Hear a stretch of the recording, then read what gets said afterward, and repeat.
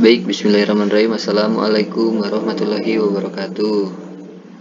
Izin memperkenalkan diri, di sini saya Haris Syarifuddin, NIM 1613511098 dari kelas malam C. Di sini saya akan membuat sebuah video tentang penjelasan device manager, disk management, dan cara partisi memori.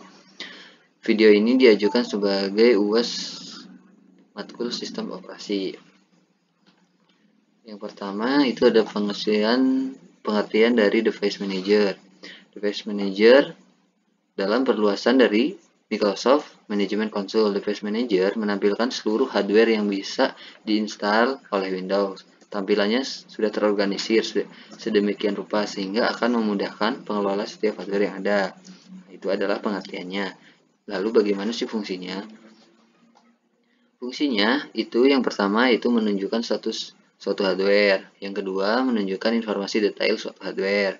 Yang ketiga, mengelola driver hardware. Yang keempat, disable dan enable hardware. Yang kelima, mengidentifikasi konflik antar hardware dan lain-lain. Yang keenam, device manager paling sering digunakan untuk pengelolaan driver suatu hardware, yaitu pengelolaan suatu hardware-nya. Nah, device manager ini sebenarnya sangat umum ya, bahkan dari setiap orang yang menggunakan komputer mungkin sudah tahu, karena device manager ini berisikan tentang yaitu driver hardware yang ada pada PC atau komputer. Salah satu contohnya yaitu USB yang sering kita gunakan. Nah, kalau tidak berfungsi biasanya ada masalahnya pada drivernya. Nah, itu nanti bisa dicek di device manager masing-masing.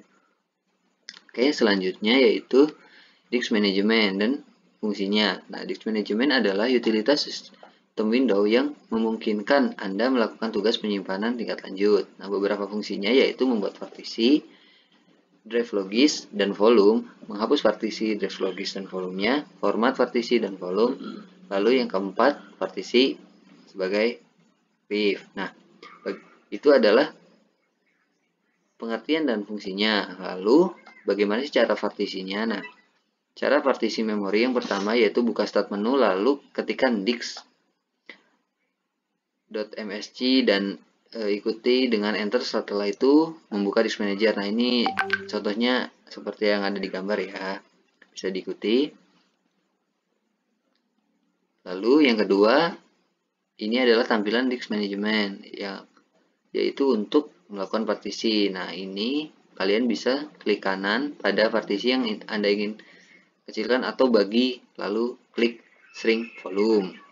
Nah, itu untuk melakukan partisi. Nah, nanti bisa ikuti langkah selanjutnya. Nah, yang ketiga, setelah itu Anda akan disuguhi pertanyaan seperti di bawah ini. Total besar partisi sebelum dibagi. Ukuran yang tersedia untuk partisi. Nah, ini adalah tampilannya seperti pada tampilan yang telah ditampilkan ya.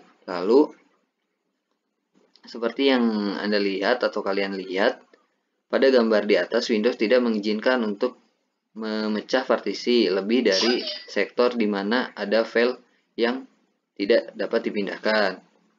Pada isi selanjutnya, masukkan jumlah kapasitas partisi baru yang Anda buat. Anda harus mengisi form tersebut dengan jumlah yang lebih kecil dari yang terlihat pada size of available string space in MB sebagai tolak ukur di Windows 1 GB sama dengan 1024 MB. Nah, nanti kalau sudah, kita tinggal klik shrink aja, lalu partisi pun berhasil.